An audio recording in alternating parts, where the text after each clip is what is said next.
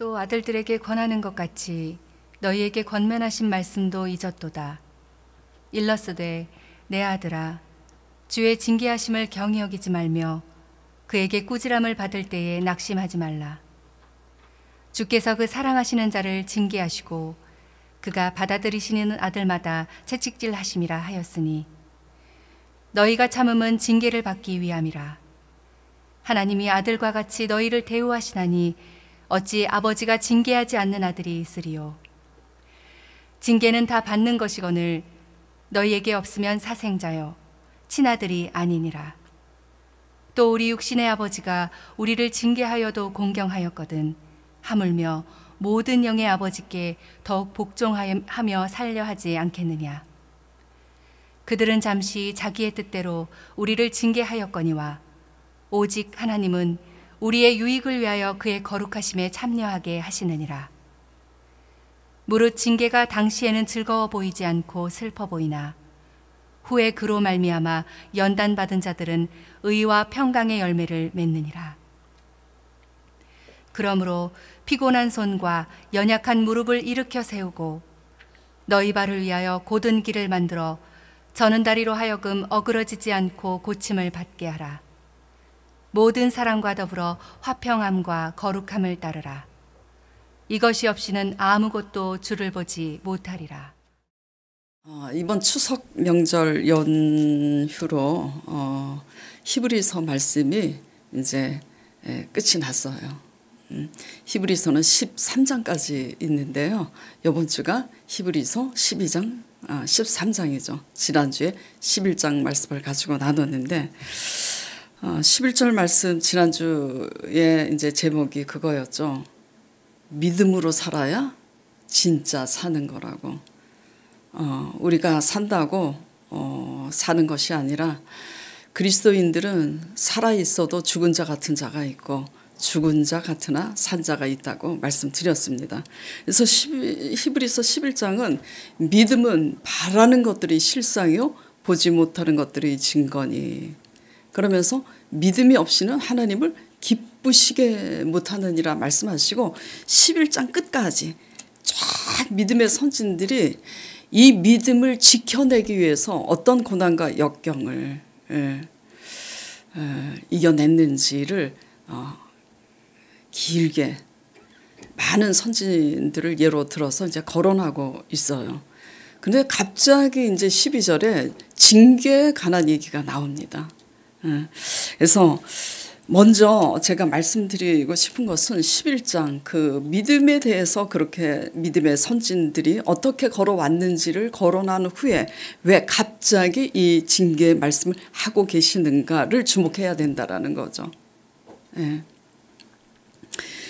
왜냐하면 믿음의 경주를 이겨내기 위해서는 반드시 하나님이 허락하신 고난과 징계라는 그 과정을 거쳐야 되기 때문이에요. 왜 하나님의 징계 없이도 온전한 믿음이 될 수 있다고 생각할지 몰라도 그렇지가 않아요. 아브라함조차도 마찬가지고요. 하나님이 허락하신 고난이 있고 또 징계가 있습니다. 아브라함이 당한 거는 징계라기 보기보다는 이제 고난이죠. 고난. 또 자기 아내를 누이라고 또 거짓말해서 당하는 그런 이제 어려움이 있었지만, 그러니까 믿음을 지켜내기 위한 신앙의 경주는요. 여러분들이 말씀을 통해서 이렇게 교회 와서 말씀을 통해서 은혜를 받잖아요. 그렇죠? 은혜 받는 것만으로 되는 게 아니라는 거예요. 은혜는 말 그대로 은혜로만 머물러요. 오늘 말씀을 통해서 내가 너무 은혜를 받았다. 그런 감동이 임하잖아요. 감동이 임한다고 우리가 순종하느냐? 아니에요. 자녀들에게 우리가 좋은 선물을 주고 용돈도 주고 그렇죠? 과한 선물도 주고 고상하고 아름다운 말로 잘못했음에도 불구하고 잘 타이른다고 자녀들이 자기의 그 아집과 고집을 꺾고 순종의 자녀가 되느냐? 아니에요. 뭘로 자기 고집을 꺾고 순종하게 되죠? 매를 맞아야지 그렇게 돼요. 그래서 우리는 날마다 수십 년 동안 교회를 다니고 은혜를 받고 있지만 은혜 받는다고 사람 달라지지 않습니다. 언제 달라지냐면 징계를 받을 때 비로소 달라지기 시작해요. 그래서 지금 믿음이 없이는 하나님을 기쁘시게 못하나니라고 말씀하신 후에 믿음의 선진들이 어떻게 걸어왔는지를 거론하고 갑자기 징계 얘기를 지금 하고 있는 거예요. 그렇기 때문에 고난과 징계를 통해서 우리가 배워야 될 게 무엇인지 우리가 깨달아야 돼요. 첫째, 고난과 징계를 통해 배워야 될 것. 근데 참 이걸 잊어버렸네. 갑자기 고난과 징계를 이제 다루고 있는데요. 이것은 이미 당한 고난과 징계를 히브리 기자가 얘기하고 있는 것이 아니에요.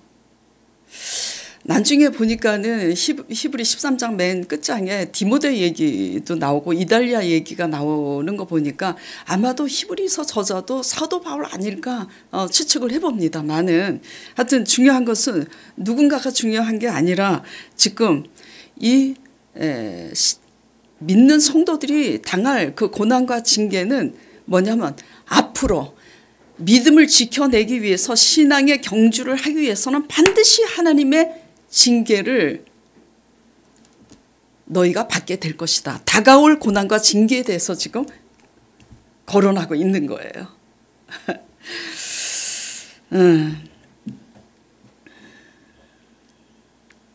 자, 왜 반드시 이 징계를 우리는 거쳐가야지 되는가? 그 이유가 오늘 본문 6절에서 8절까지 말씀하고 있어요. 자, 6절부터 보겠습니다. 주께서 그 사랑하시는 자를 징계하시고 그가 받으시는 아들마다, 그러니까 자녀들마다, 받으시는 자녀들마다 어떻게 한다고요? 채찍질하심이라, 징계하신다고. 7절, 너희가 참음은 징계를 받기 위함이라. 하나님이 아들과 같이 너희를 대우하시나니 어찌 아버지가 징계하지 않는 아들이 있으리요. 징계는 다 받는 것이거늘 너희에게 없으면 뭐라고 그래요? 버린 자식이라고, 사생자라고, 친자식이 아니다. 그러면서 9절에 뭐라 그래요? 우리 육신의 아버지, 우리도 우리 자녀가 잘 되게 하기 위해서 우리 자녀를 징계하거든. 하물며 하나님 아버지일까 보냐. 지금 이 말씀을 하고 있는 거예요. 그러니까 은혜만으로는 하나님이 원하는 사람이 되지 않는다라는 것을 지금 일러주고 계시는 거예요. 뭘로 달라진다고요? 징계로. 징계를 통해서 새로 거듭남을 배우게 되는 거죠. 그래서 받으시는 아들마다 하나님이 징계하신다고 하셨는데 이런 다가올 고난과 징계를 통해서 또 현재 고난과 징계 가운데 있는 우리들이 배워야 할 것이 무엇인지 잘 들으시기 바랍니다. 특히 젊은 사람들은 잘 들으세요. 젊은 사람들은 이걸 실감을 못해요. 근데 어떻게 실감해야 되는지 말씀 드려보고 싶은 것은 젊은이들이 이것을 잘 듣고 깨달으면은 앞으로 다가올 고난과 징계가 임할 때 믿음으로 승리하게 될 줄 믿어요. 근데 우리가 이것을 안일하게 듣고 깨닫지 못해서 고난과 징계를 받을 때 하나님이 원하는 사람이 되지 않으면 어떻게 되느냐. 우리 부모님들이 잘 믿는 부모님들도 계시고 교회를 수십 년 동안 다녔지만 잘 믿음을 지켜내지 못하는 믿음과 순종의 그런 신앙생활을 하지 못한 부모님들도 계실 거 아니에요. 우리 부모님들이 교회는 오래 다녔지만 잘 믿고 잘 순종하지 못해서 그 무너진 삶, 낭패를 당한 그 삶이 젊은이들이 하나님의 말씀을 소홀히 들었을 때 우리가 앞으로 그 부모님들의 무너진 삶이 우리 앞에도 다가올 미래라는 것을 우리는 보고 배워야 되는 겁니다. 예. 그렇다고 잘못 믿은 부모님들을 정죄할 필요가 없어요. 예. 우리 모두 다 누가 잘 믿을 수 있는지 자만할 수도 없고 자신할 수도 없는 거예요. 하나님은 살아계시다라는 거. 자, 그래서 다가올 고난과 징계를 통해서 또 현재 고난과 징계 가운데 있는 우리들이 배워야 할 것 첫째가 뭐냐면 징계를 가볍게 여기지 말아야지 돼요. 예. 징계를 가볍게 여기다가는 어떻게 되는가. 자, 5절 보겠습니다.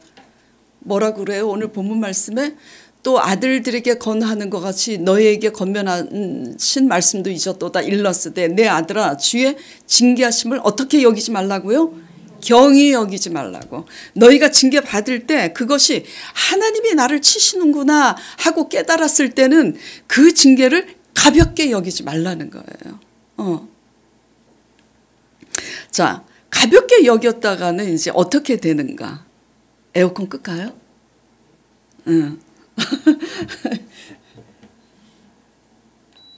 이제 강 목사님이 이제 찬양할 때 덥기 때문에 이제 킨 것 같아요. 가볍게 여기다가는 이렇게 됩니다. 이사야 1장 5절에서 9절 보겠습니다. 자, 어찌하여 너희가 매를 더 맞으려고 패역을 거듭하느냐. 온 머리는 병들었고 온 마음은 피곤하였으며 발바닥에서 머리까지 성한 것이 없이 상한 것과 터진 것과 새로 맞은 흔적뿐이거늘 그것을 싸매며 기름으로 부드럽게 함을 받지 못하였도다. 너희의 땅은 황폐하였고 너희의 성읍들은 불에 탔고 너희의 토지는 너희 목전에서 이방인에게 삼켜졌으며 이방인에게 파괴됨 같이 황폐하였고 딸 시온은 포도원의 망대같이 참외밭의 원두막같이 에워싸인 성읍같이 겨우 남았도다. 만군의 여호와께서 우리를 위하여 생존자를 조금 남겨두지 아니하셨다면 우리가 소돔 같고 고모라 같았으리라. 그러니까 한마디로 쉽게 이게 무슨 말씀이냐면 얻어맞고 또 얻어맞아서 이제 뭐죠? 겨우 끼니를 이을 정도로 그렇게 하나님이 남겨두셨다. 그나마도 하나님이 남겨두셨기 때문에 겨우 먹고 살지 그렇지 않았더라면 소돔과 고모라처럼 하나님이 불과 유황으로 내려서 전부 다 불에 타서 아무것도 없었을 것이라 지금 이 말씀을 하고 있는 거예요. 징계 받을 때 그 징계를 가볍게 여기면은 어떻게 되냐면 나중에 점점 더 하나님의 징계가 심해져서 그 나중이 심히 더 어려운 거예요. 그러니까 알아야 될 게 뭐냐면요. 젊었을 때 쌓은 여러분의 스펙이나 여러분의 실력과 자신감으로 하나님의 징계를 면할 수가 없게 하나님이 하신다라는 거예요. 그것을 배워야지 돼요. 예. 세상 사람들처럼 우리가 실력과 스펙 이런 것들로 자신감이 있어서 우리가 살아갈 수 있다면 하나님의 징계도 우리의 실력으로 이겨낼 수 있겠죠. 하나님이 우리를 징계하실 때는 그런 걸로 감당이 안 돼요. 그렇기 때문에 우리가 하나님 앞에 내가 매를 맞는구나 라는 것을 양심상 우리가 느끼고 있다면 그것을 가볍게 여기면 안 된다라는 거예요. 가볍게 여기면 그 나중에 나이 들어가면서 점점 30대 40대보다 50대 60대가 더 힘들고 60대보다 70대 80대가 더 힘들어요. 하나님을 만홀히 여기지 말고 하나님의 징계를 경히 여기지 않는 저와 여러분 되기를 간절히 축원드립니다. 자, 사울 왕의 얘기를 또 할 수밖에 없는데요. 사울 왕이 사무엘 선지자의 권면과 책망을 가볍게 여기지 않았더라면 어떻게 됐을까요? 그 가문이 몰락하지 않았을 겁니다. 사울은 생각했을 거예요. 사울 왕은 사무엘 선지자가 권면하고 책망했을 때 자기 가문이 그렇게 자기의 고집과 자기의 아집을 꺾지 아니하는 그 결국이 자기 가문이 몰락하는 데까지 이어질 거라고 생각 안 했을 거예요. 예. 그리고 자기 최후가 그렇게 비참하게 죽을 거라는 걸 생각을 했다면 사무엘 선지자의 경고를 가볍게 여기지 못했을 겁니다. 근데 믿음이 없으니까 잘 안 들려요. 믿음이 없으면 이게 귀에 말뚝을 박아가지고 못 듣습니다. 내가 잘 믿는다고 생각하고 있지. 그래서 사울 왕이 사무엘 선지자의 권면을 가볍게 여기지 않았더라면 가문이 몰락하지 않았을 텐데, 가문도 몰락하고 어떻게 됐어요? 자기 자신도 비참하게 자결할 수밖에 없는 코너에 몰렸잖아요. 뭘 잘못해서 그래요? 사무엘 선지자가 권면하고 책망하는데 달게 받지 않아요. 자기 원하는 대로 듣고 싶어 하잖아요. 그렇죠? 예. 꾸지람을 받을 때 5절에 뭐라 그래요? 꾸지람을 받을 때 낙심하지 말고 가볍게 여기지 말라고. 예. 주의 징계하심을 경히 여기지 말고 꾸지람을 받을 때 낙심하지 말라고. 큰 거, 엄청나게 큰 거 잘못해서 망하는 게 아니에요. 제가 늘 말씀드리지만. 근데 믿음이 있으면 하나님의 관점에서 무엇이 크고 무엇이 작은 건지 분별을 하게 돼요. 근데 믿음이 없이 내 열심으로 나가면 뭐가 큰 잘못이고 뭐가 작은 잘못인지를 분별을 못해요. 예.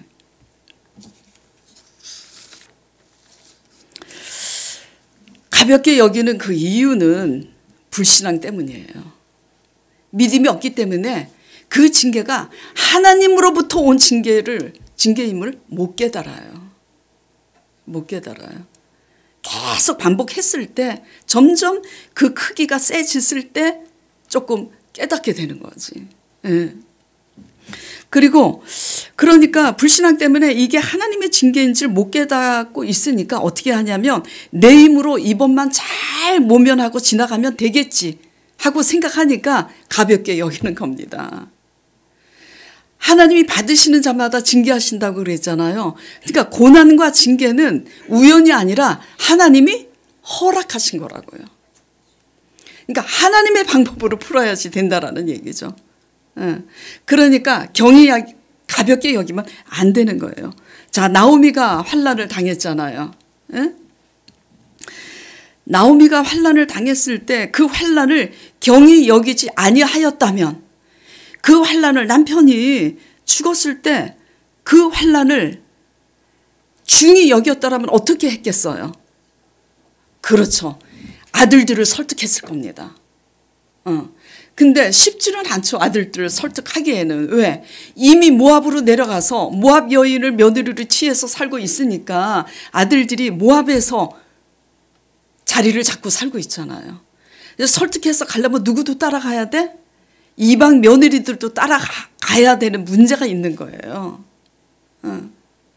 그래서 믿음으로 살지 않고 하나님 앞에 환난을 당했을 때 결단하고 가는 것은 상당히 힘들어요. 그래서 처음 조금씩 하나님이 징계할 때 깨닫는 자가 은혜가 있는 거예요. 예. 그래도 그때 설득했어야 돼. 이러니 우리는 가야 된다.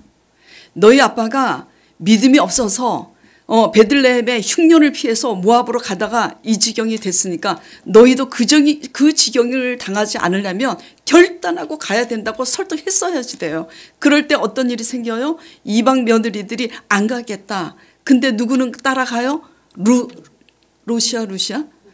따라가잖아요. 예. 근데 중요한 것은 나오미가 어떤 것도 결단하지 않았어요. 어떤 자녀들의 두 아들들에게 설득도 하지 않았어요. 그러니까 어떻게 됐어요? 두 아들도 다 잃었잖아요. 두 아들도 다 잃고 나니까 재물도 다 잃었죠. 그러고 나니까 어떻게 됐어요? 이제는 늙었잖아요. 이게 믿음의 현실입니다, 오늘날. 믿음의 현실이에요. 반드시 하나님이 받으시는 자녀마다 천국에 영생에 들어가게 하시려고 하나님은 우리가 80이 됐다고 그냥 넘어가시지 않습니다. 90이 됐다고 그냥 천국으로 들여보내시지 않으세요. 하나님은 반드시 믿음의 사람. 근데 믿음은 뭘로 나타나야 되냐면 순종으로 나타나야 되죠. 예. 자, 받으시는 자녀마다 하나님이 징계하신다고 하셨기 때문에 모든 고난과 징계를 하나님이 허락하심이 우연이 아니라는 것을 말씀드렸는데, 우리는 당한 고난과 징계를 그럼 어떻게 지금 여기고 있는지 한번 적용해 보시기 바랍니다. 저나 여러분이나 가볍게 여기고 있다면 앞으로 매를 더 자청할 뿐이죠. 예. 자, 지난주 믿음으로 살아야 진짜 사는 거라고 말씀드리면서 그 말씀을 드렸죠. 믿음으로 사는 것이 진짜 사는 건데, 믿음으로 살려면 어떻게 살아야 되느냐? 바랄 수 없는 가운데 바라는 것이 믿음이라고. 하나님은 인생이 아니시기 때문에 우리가 할 수 없는 것을 하신다고 하셨잖아요. 그래서 바위를 명하여 물을 내시는 그 하나님을 말씀드리면서 간증을 드렸었잖아요. 자, 이 설교를 듣고 집에 돌아가셔서 솔직히 여러분 가정에 바랄 수 없는 문제가 있는데 그 문제를 적용해서 바위를 명하신 그 하나님이 말씀만 하시면, 바위에서도 물을 내신 하나님이, 내가 그 하나님을 믿고 하나님 앞에 부르짖어 기도했을 때 내가 못하는 것을 하나님이 말씀만 하시면 하나님이 하신다, 이 믿음으로 적용하고 기도해 보셨는지 돌아보시길 바랍니다. 예. 왜냐면요, 제가 지난주 설교 이제 마치고 나서 이제 성도들의 하는 얘기를 제가 들었어요. 어떤 얘기를 들었냐면은 이제 젊었을 때는 우리가 젊었으니까 힘이 있어서 막 직장에서 또 사업을 하면서 열심히 살아서 내 힘으로 살았잖아요. 돈 벌고. 그렇죠? 근데 이제 나이가 들으니까 어떻게 살아요? 사회에서 받아줘요? 응? 아니, 아무리 유능했어도 70이 넘으면 사회에서 안 받아줍니다. 그래요, 안 그래요? 안 받아줘요. 그러니까 뭐밖에 할 수 없어요? 뭐밖에? 하나님이 먹여주신다는 믿음이 없으면 뭐밖에 할 수 없어요? 알바밖에 할 수밖에 없어요. 알바. 자, 근데 이제 알바 하다가 더 이제 우리가 노년이 되면 더 80이 되고 그러면 그 알바도 할 수 있어요, 없어요? 그 알바도 할 수 없다고요. 그걸 알아야 돼요. 그러니까 성도들이 어떤 고백이 나오냐면, 내가 이제 이 알바도 끝이 나면 내가 목사님 수급비로 살려고 하는데 이 수급비를 받기 위해서 내가 어떻게 해야 되느냐. 이것이 우리가 믿음으로 지금 살고 있는 건지 적용해 보시기 바랍니다. 예. 이 믿음이, 이 고백이 현실에서 적용이 되지 않으면 우리가 교회 헛다니고 있는 거예요. 너희가 무엇을 먹을까, 무엇을 마실까 염려하지 말라 그러잖아요. 근데 젊었을 때는 내 힘으로 막 살다가 하나님이 그냥 다 잃어버리게 하셔. 근데도 깨닫지 못하고 나이 들어서 알바를 하다가 살아. 이제 그러다가 이제 나이 70 중반이 돼서 80을 향해 가니까 이제 그 알바도 못하게 생겼으니까 이제 우리가 정부에서 주는 수급비 받아서 살아야 되겠다. 이 고백을 하나님이 듣고 계시는 거예요. 이 고백을. 문제는요, 정지하는 게 아닙니다. 잘 들으세요. 먹고 사는 게 지금 문제가 아니라는 거예요. 뭐가 문제냐? 그렇기 때문에 하나님께서 우리 가정에 하나씩 시험거리를 주시고 계신 거예요. 내 자녀가 결혼을 했는데 수십 년이 됐는데도 자녀를 출산하지 못하는 이 불가능한 상황. 내 손자가 수십 년 동안 식물인간으로서 침상에 누워있는 이 상황. 이 모든 것이 바랄 수 없는 가운데 바라는 살아계신 하나님을 나타내는 믿음으로 자라라고 하나님이 숙제를 하나씩 준 거라고요. 병원에서도 고치지 못하는 질병을 하나님이 죽지 않을 만큼 허락하신 그 모든 것도 하나님 앞에 우리가 믿음으로 반응할 때 하나님이 바위를 명하여서 물을 내신 그 하나님이 너희가 부르짖을 때 내가 한다고. 나 살아있어. 나 죽은 하나님이 아니야. 내가 살아있어. 비를 내리리라고 말씀하셨어도 엘리야가 어떻게 했어요?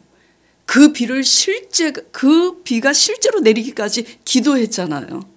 우리가 바랄 수 없는 문제에 대해서 하나님께 부르짖으셔서 하나님의 살아계신 것을 우리가 나타냈다라면 가족들이 하나님의 살아계신 걸 알고 또 하나님 앞으로 우리가 가족들이 나오게 될 거 아니에요. 그렇죠?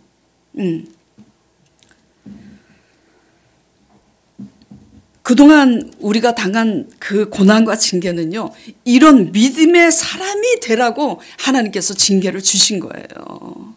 징계는 징계 자체에 있는 게 아니라고요. 뭐 때문에 주신 거라고요? 믿음의 사람.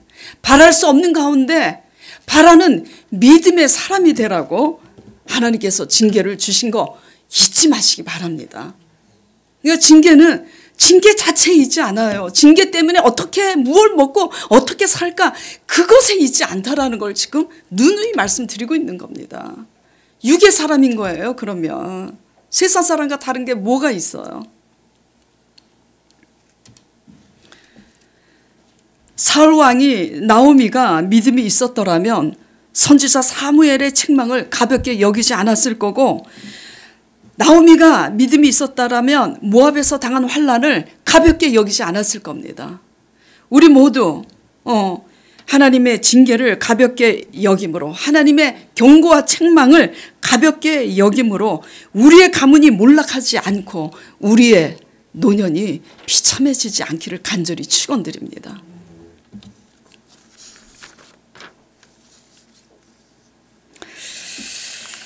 자, 그 다음에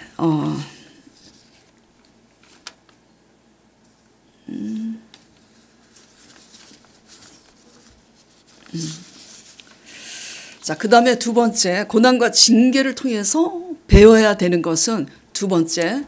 자, 두 번째 한번 읽어보시길 바랍니다. 자, 시작. 달게 받을 줄 알아야 합니다. 하나님의 징계를 달게 받을 줄 알아야 돼요. 우리가 징계를 받을 때는 힘들고 사실 낙심이 돼요. 힘들면 다 낙심하고 또 낙심이 크면 원망하고 불평하기 마련입니다.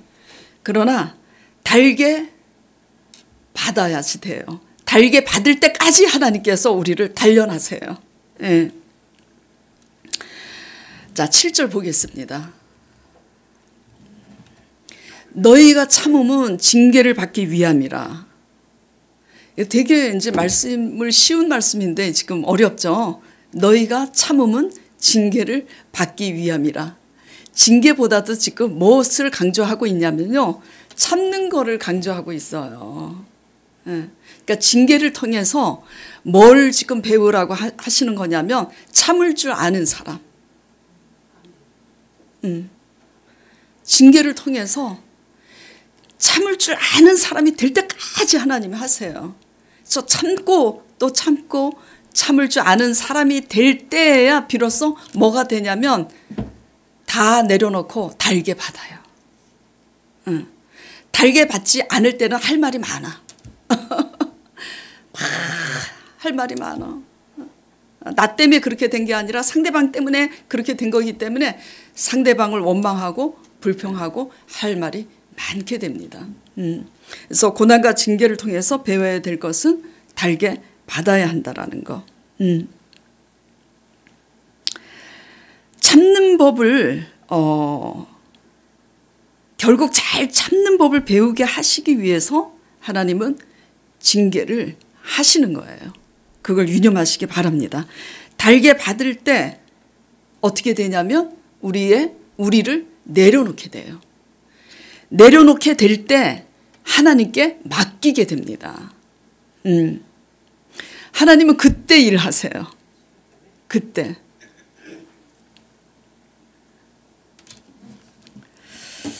자, 우리 집사님 이제 이 간증을 하면 누구 간증이겠구나 아실 거예요. 예. 근데 우리 집사님이 이제 쓰러지셨잖아요. 몸을 이제 간신히 움직이시지만은 쓰러지셨는데 집사님이 이제 어느 날 그 고백을 하시더라고요. 어떤 고백을 하셨냐면, 목사님, 제가 이렇게 기도를 했더니 제가 이렇게 응답을 받았다고 그래요. 그래서 뭘 기도를 했어요? 그랬더니 제가 그렇게 기도를 했다는 거예요. 하나님, 내 불신앙과 내 불순종 때문에 제가 이렇게 무너지게 됐는데, 질병으로 쓰러지게 됐는데, 내가 왜 쓰러졌는지 처음에는 많이 낙심하고 원망하고 불평했지만 이제 내가 죄인이 아니라 악하다는 걸 깨닫고 나서는 내 불신앙을 내가 이 하나님의 징계를 달게 받겠습니다. 저는. 그러나 우리 자녀들이 나처럼 되지 않게 기도해야 되겠구나 깨달아서 저는 하나님의 징계를 달게 받겠사오니 우리 자녀들이 저처럼 믿지 않게 해 주시옵시고, 그리고 사위가 교회를 안 다녔잖아요. 사위도 내 딸 따라서 잘 교회 나올 수 있게 해달라고 기도하고, 우리 아들도 지금 알바를 하고 있는데 알바가 아니라 나이도 들고 장가도 이제 가야 되잖아요. 그러니까 평생 직업을 가질 수 있는 직장으로 하나님 좀 옮겨주시라고 기도를 했는데 둘 다 응답을 받은 거 아니겠어요? 어떻게 할 때 응답 받았다고요? 하나님이 이 징계를 하나님이 허락하신 거구나 깨닫고 그 징계를 통해서 어떤 과정이 있었어요? 내가 죄인이 아니라 내가 악인이구나 라는 고백을 하니까 달게 받는, 그 징계를 달게 받는 그 고백이 나오는 거예요. 징계를 하나님의 징계인 줄 알면서도 달게 받지 못하고 우리가 너무너무 힘들고 자꾸 힘들다고 말하게 되는 이유는 달게 받고 있지 않는 거예요. 아직도. 뭔가 내 힘으로 자꾸 하고 싶은 그 욕심과 욕망이 내 속에서 너무나 크기 때문에 힘든 거예요. 나를 내려놓지 않아서 힘든 거예요. 아직도 힘들고 불안한 것은 나를 아직도 내려놓지 못하였기 때문에 달게 받고 있지 못하는 겁니다.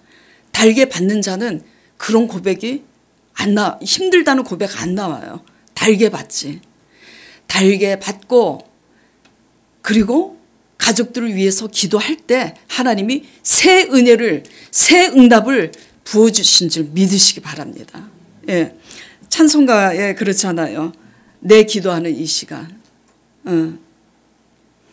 지난날 내 지은 죄로 내 마음이 설고 아파도 참마음으로 뉘우쳐 다 숨김없이 아뢰면 주 나를 위해 복주사 새 은혜 부어주시네. 예, 364장 3절. 예. 고난과 징계를 통해서 우리가 배워야 되는 것은 달게 받는 법을 배워야 하나님이 우리에게 새 은혜를 부어주셔서 우리의 기도를 들으신다라는 거 유념하시기 바랍니다.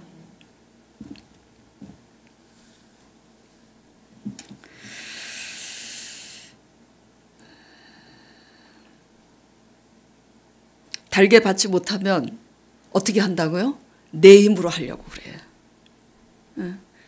내 힘으로 하려고 하기 때문에 힘든 거예요. 하나님이 그 힘을 뺄 때까지 이제 우리를 달굼질 하시는 거죠.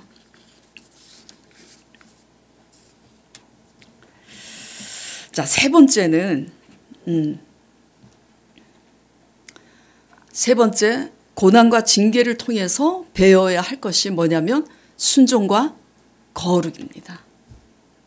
결국은 하나님께서 우리에게 고난을 허락하시고 징계를 허락하시는 것은 순종을 배우게 하시려고 그래요. 순종은 교회 열심히 잘 다니는 그 순종을 얘기하는 게 아니에요. 교회도 잘 다녀야 되지만 어떤 순종? 내 중심에서, 내 중심에 열심해서 하나님의 중심으로 사고가 바뀌어야 되는 그 순종을 말하는 거예요. 순종과 거룩을 배워야 되는 거죠. 자, 9절 10절 보겠습니다. 본문 말씀. 또 우리 육신의 아버지가 우리를 징계하여도 공경하였거든 하물며 모든 영의 아버지께 더욱 복종하며 살려 하지 않겠느냐. 부모가 자녀들을 왜 징계해요? 부모 말에 잘 되라고 하는 건데 순종하지 않으면 잘 되지 않으니까. 그러니까 순종하지 않으면 억지로라도 순종하게 하려고 매를 들잖아.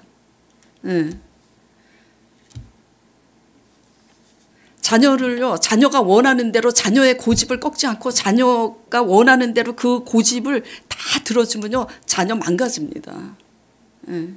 반드시 자녀를 사람 되게 하려면 징계해야 돼요. 근데 징계해도 듣지 않는 자녀는 누가 다루시냐? 하나님이 다뤄요.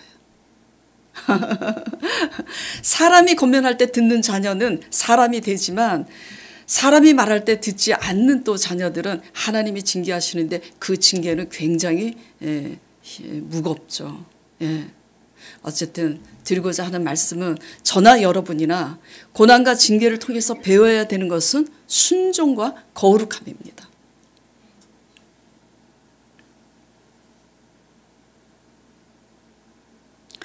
자, 거룩함. 10절에 그들은 잠시 자기의 유익대로 우리를 징계하지만 우리 부모들은 그래요. 저도 하나님의 뜻을 잘 몰랐을 때는 내 아들에게 내 기준의 잔소리를 한 적이 있어요. 또 야단도 치고. 근데 제가 하나님 앞에서 점점 이제 신앙생활을 하다 보니까 잔소리할 게 별로 없더라고. 잔소리할 게 진짜 없어서 안 할까요? 아니에요. 하나님께 맡겼기 때문이에요. 맡겼기 때문에. 물론 잔소리, 권면해야 됩니다. 책망도 해야 돼요. 근데 권면과 책망을 해도 듣지 않을 때 이제 문제가 되는 거야. 그 권면과 책망해도 듣지 않는 자녀를 막 싸워서까지 억지로 해서 되냐고요. 컸을 때는 안 돼요. 컸을 때는. 그러면 누구한테 맡겨야 되냐면 하나님께. 하나님 적당하게 손 좀 보세요.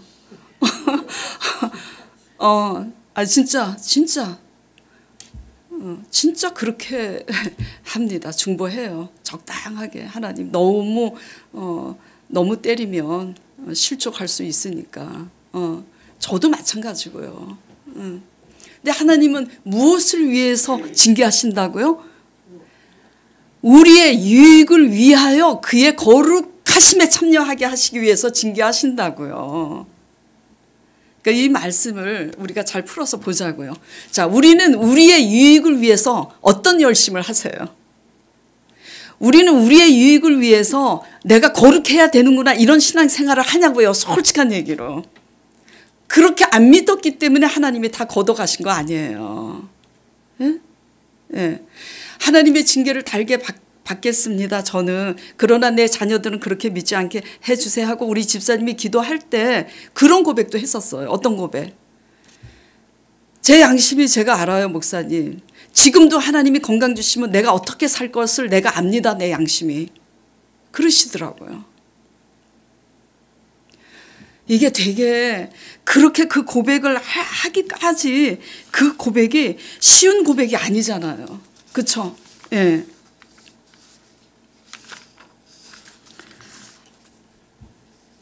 낙심도 했다가 원망하고 불평도 했다가 그걸 수없이 반복하면서 빚어진 후에 하나님께 달게 받는 그것이 된 거 아니에요. 그 말 한마디가, 그 고백 한마디가 이전에 우리가 열심으로 죄송해요. 표현을 이렇게 무식해서 이렇게밖에 할 수 없는데 우리 열심으로 씩씩거리고 다녔던 그 10년, 20년보다 그 고백 한마디를 하나님이 들으신 줄 믿으시기 바랍니다. 돌아온 탕자가 어떻게 고백해요? 그 10년 넘게 아버지 제사를 다 탕진하고 돌아와서 딱 한마디 하잖아. 내가 하늘의 아버지께 죄를 짓고 내 아버지께 죄를 지었으니 그 감동 어린 말 한마디가 뭐죠? 나를 아들로 받으시지 마시고 품꾼의 하나로만 받아주셔도 감사하다고. 하나님은 우리로 하여금 그 사람다운, 세상 사람보다 더 나은 그 사람다운, 하나님을 감동시키고 사람을 감동시키는 그 하나님의 사람다운 그 고백 한마디를 배우게 하기 위해서 하나님은 우리의 고집과 아집을 꺾으시려고 고난과 징계를 하시는 살아계시는 하나님이심을 잊지 마시길 바랍니다. 예. 그렇기 때문에 히브리서 13장은 이렇게 끝이 나는 거예요. 12장에 이렇게 징계를 말씀하신 후에 13장을 보면 이 말씀이 나옵니다. 그러므로 너희는 이렇게 살라고. 어떻게? 형제를 계속해서 사랑하라고. 계속해서 사랑하려면 어떻게 해요? 용서가 수반됩니다. 잘못하는 사람 모르는 척하고 잘못하는 거 다 알고 있는데도 모르는 척하고 받아주고 모르는 척하고 사랑하려면 용서가 수반되지 않으면 못해요. 네. 계속 사랑하고 또 어떻게 하라고요? 돈을 사랑하지 말고 있는 바를 족한 줄로 여기라고. 그러면서 뭐라 그래요? 나누기를 힘쓰라고. 그리고 대접하기를 힘쓰라고. 왜 나누지 못하고 왜 대접하지를 못하죠? 왜? 하나님께만 열심히 드리고 돈을 사랑하니까.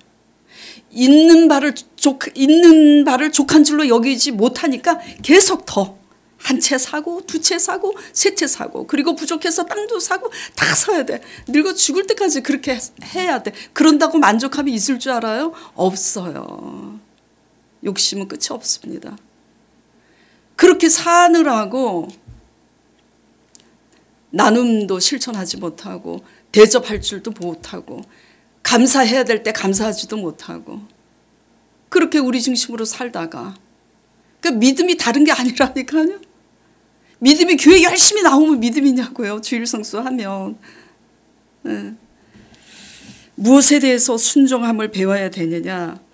예, 있는 바를 좋게 여기고 나눌 줄 아는 거, 감사할 줄 아는 거, 그리고 용서할 줄 아는 거, 사랑할 줄 아는 거. 그렇죠? 예. 내 중심의 신앙에서 하나님 중심의 신앙이 됐을 때야 삶이 내 중심의 열심에서 어떻게 된다고요? 그런 순종을 배우게 된다라는 거죠. 사울은 자기를 세우기 위해서 열심이었잖아요. 자기를 나타내기 위해서 열심이었잖아요. 자기 기념비를 세우기 위해서. 그러니까 들리지 않는 거예요. 예. 나오미도 자기 살기 위해서 모압으로 내려갔잖아요. 모압으로 내려가는 그 남편을 분별하지 못하고 그런 상황을 따라서 남편 따라 움직이는 거잖아요. 불신앙은요 분별력이 없습니다. 뭘 잘못하는지. 그래서 내 중심의 열심은 내 아집과 고집을 꺾지 못해요. 불신앙으로 인한 그 불신앙은 상황에 따라서 움직이지. 예, 이건 뭐죠? 순종도 아니고 거룩함도 아니에요. 이러한 신앙을 하나님이 바꾸시려고 우리에게 징계를 가하시는 줄 믿으시기 바랍니다. 그래서 뭐라고 그러냐면 12절 13절 보겠습니다. 그러므로 피곤한 손과 연약한 무릎을 징계를 당할 때는 힘들죠. 너희의 피곤한 손과 연약한 무릎을 일으켜 세우고 너희 발을 위하여 곧은 길을 만들어. 그러니까 삐뚤어 어그러지게 그동안 잘못 믿은 거야. 그러니까 그렇게 가지 말고 그렇게 믿지 말고 어떻게 하라고요? 고침을 받게 하라고. 고침을 받아라. 이전처럼 그렇게 믿지 말라고. 그러면서 모든 사람과 더불어 화평함과 거룩함을 따르라. 이것이 없이는 아무도 주를 보지 못하리라.